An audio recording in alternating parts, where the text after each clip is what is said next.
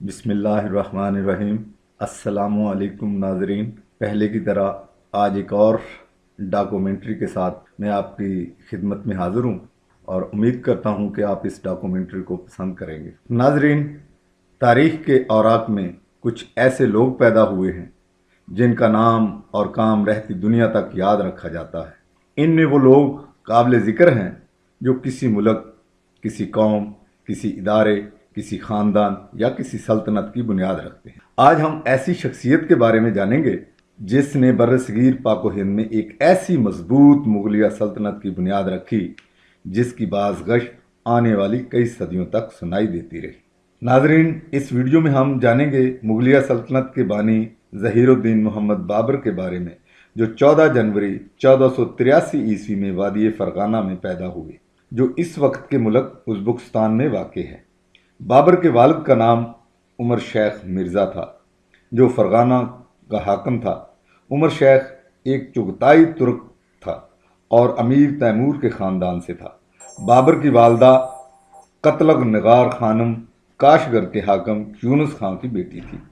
اس کا سلسلہ نسب مشہور منگول سردار چنگیز خان سے ملتا تھا۔ اس طرح ہم کہہ سکتے ہیں کہ بابر کی رگوں میں وسط ایشیا کے دو مشہور حکمرانوں کا خون تھا، منگول حکمران چنگیز خان کی طاقت اور ترک حکمران امیر تیمور لنگ کی ہمت و شجاعت اسے وراثت میں ملی تھی۔ اگر بات کی جائے بابر کے بچپن کی، تو اس کے باپ نے اس کی تعلیم و تربیت پر خاص توجہ دی تھی۔ بابر کو عربی، فارسی اور ترکی زبان پر مکمل عبور حاصل تھا۔ وہ ایک پر اثر ادیب اور دل نشین شاعر بھی تھا۔ اس کی خود نوشت تذکرہ بابری اپنے عہد کی بہترین ادب کی کتابوں میں شمار کی جاتی ہے۔ ناظرین، ظہیر الدین محمد بابر کی بہادری اور برداشت کا اندازہ ان دو واقعات سے لگایا جا سکتا ہے جو اس نے خود بیان کیے۔ بابر نے اپنی تمام فتوحات کو آدھی اور دو ذاتی جنگوں کو دو پوری فتوحات قرار دیا۔ اس کا کہنا تھا کہ ایک مرتبہ مجھے جنگل میں ایک اژدہے نے جکڑ لیا تھا اور مجھے اپنے آپ کو بچانے کے لیے کئی گھنٹے اژدہے سے لڑنا پڑا، یہاں تک کہ میں نے اژدہے کو شکست دے دی۔ اسی طرح اسے ایک بار خارش کا مرض لاحق ہو گیا۔ وہ سارا دن جسم پر تیل مل کر ننگا بیٹھا رہتا تھا۔ بیماری کے اس عالم میں اسے اپنے دشمن شیبانی خان سے ملاقات کرنا پڑی۔ اس ملاقات کے دوران اس نے نہ صرف ریشمی لباس پہنا بلکہ وہ ایک پہر تک شیبانی خان سے گفتگو بھی کرتا رہا۔ اس دوران اس نے جسم کے کسی حصہ پر خارش نہ کی۔ اس کا کہنا تھا 4 گھنٹے تک خارش برداشت کرنا ایک فتح تھی، اژدہے کے ساتھ ساتھ لڑنا دوسری فتح تھی اور باقی تمام فتوحات آدھی تھیں۔ ناظرین، ظہیر الدین محمد بابر ایک پیدائشی جرنیل تھا۔ یہی وجہ تھی 1494 میں اپنے والد کے انتقال کے بعد اس نے فوجی لشکر کی قیادت اس وقت سنبھالی جبکہ اس کی عمر فقط 11 سال تھی۔ اس نے اپنی تمام عمر جنگ و جدل میں صرف کر دی۔ ناظرین، ظہیر الدین محمد بابر کی عملی زندگی کو 2 حصوں میں تقسیم کیا جا سکتا ہے۔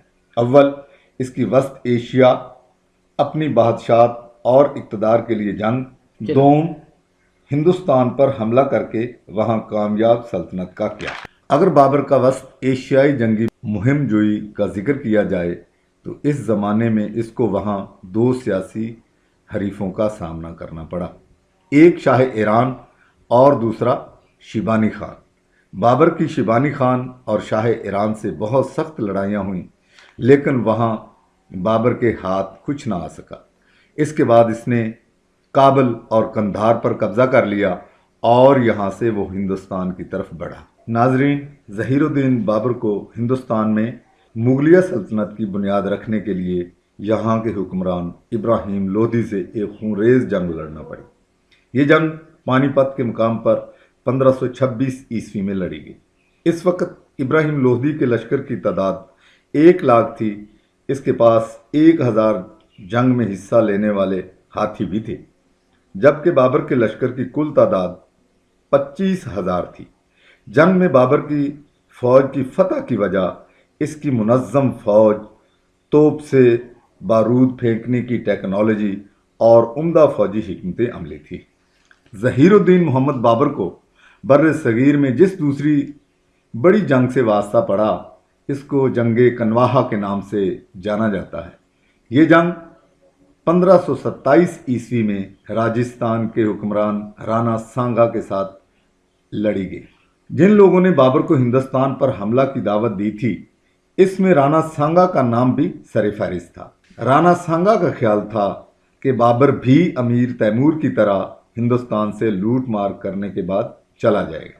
اس طرح وہ بر صغیر میں راجپوت ریاست قائم کرنے میں کامیاب ہو جائے گا۔ جب اس کو پتہ چلا کہ بابر ہندوستان میں مستقل قیام کرنا چاہتا ہے، تو رانا سانگا نے جنگ کر کے اس کو ہندوستان سے نکالنے کا فیصلہ کر لیا۔ بابر اور رانا سانگا کی فوجوں کا آمنا سامنا آگرہ کے نواح میں کنواہا کے میدان میں ہوا۔ رانا سانگا کا لشکر 1,00,000 سے زائد سپاہیوں پر مشتمل تھا۔ بابر کی فوج یہ لشکر دیکھ کر گھبرا گئی۔ بابر نے اس موقع پر ایک پرجوش تقریر کی، جس سے اس کی فوج میں جوش اور ولولہ آ گیا۔ سب نے مل کر عہد کیا اور قرآن مجید کی قسم کھائی کہ وہ آخری دم تک دشمن کا مقابلہ کریں گے۔ جنگ شروع ہوئی تو گھمسان کا رنگ پڑا۔ راجپوتوں کا خیال تھا کہ کوئی قوم ان کا مقابلہ نہیں کر سکتی۔ وہ بار بار دشمن کی صفوں میں گھس کر اپنی فتح کو یقینی بنانے کی کوشش کر رہے تھے، لیکن مغل ان کے سامنے لوہے کی دیوار اور پہاڑوں کی چٹانوں سے بھی زیادہ سخت ثابت ہو رہے تھے۔ یوں 10 گھنٹے لگاتار ایک زبردست جنگ جاری رہی۔ یہ ایک ایسی جنگ تھی جس میں راجپوت ایک قدم پیچھے ہٹنے کی بجائے موت کو ترجیح دے رہے تھے، لیکن بابر کی توپوں کے گولوں سے ہاتھی خشک پتوں کی طرح اڑ رہے تھے۔ المختصر یہ کہ سورج غروب ہونے تک راجپوتوں کو بدترین شکست کا سامنا کرنا پڑا، جس میں رانا سانگا بھی بری طرح زخمی ہوا اور 1 سال کے اندر وہ بھی جہان فانی سے کوچ کر گیا۔ اس خونریز جنگ کے بعد کوئی بھی ریاست یا طاقت اس کا مقابلہ نہ کر سکی۔ یوں اس نے ہندوستان میں ایک مضبوط مغلیہ سلطنت کی بنیاد رکھی۔ بابر نے ہمایوں کو 1530 میں سنبھل کے حالات ٹھیک کرنے کے لیے بھیجا، تو وہ وہاں 6 ماہ رہنے کے بعد بیمار ہو گیا، تو بابر اس کو اپنے پاس آگرہ لے آیا۔ حکماء اور اتباع اس کا علاج کرنے لگے، جس سے کوئی افاقہ نہ ہوا۔ بابر ہمیشہ ہمایوں کے بارے میں پریشان رہتا۔ جب اس کے بچنے کی کوئی امید نظر نہ آئی، بابر ہمایوں کی صحت کے بارے میں دعا مانگتے ہوئے کہنے لگا، ہمایوں کے لیے مجھ سے قیمتی چیز اور کیا ہو سکتی ہے، لہٰذا میں ہمایوں کے لیے اپنی جان تک کی قربانی پیش کرتا ہوں، اور خداوند حقیقی اس قربانی کو قبول فرما۔ کہتے ہیں اس دعا کے بعد وہ خود تو علیل ہو گیا، جبکہ ہمایوں بالکل صحت مند ہو گیا۔ جب اس کو اپنے زندہ رہنے کی امید نہ رہی، تو اس نے اپنے بیٹے ہمایوں کو بلایا اور اس کو وصیت کی، بیٹا، تمہارے بھائیوں کو میں تمہاری حفاظت میں چھوڑتا ہوں، ان سے اخلاص اور محبت اور ساری رعایا کے ساتھ شفقت کا برتاؤ کرنا۔ اس وصیت کے بعد شہنشاہ بابر نے 4 باغ کے محل آگرہ کے قریب 26 دسمبر 1530 عیسوی کو اس جہان فانی سے کوچ کیا۔ اس وقت بابر کی عمر صرف 48 برس تھی۔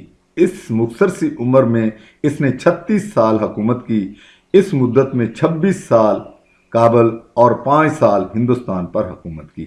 بابر کی لاش کو اس کی وصیت کے مطابق کابل پہنچایا گیا اور اس کے منتخب کردہ مقام پر اس کو دفن کر دیا گیا۔ ناظرین،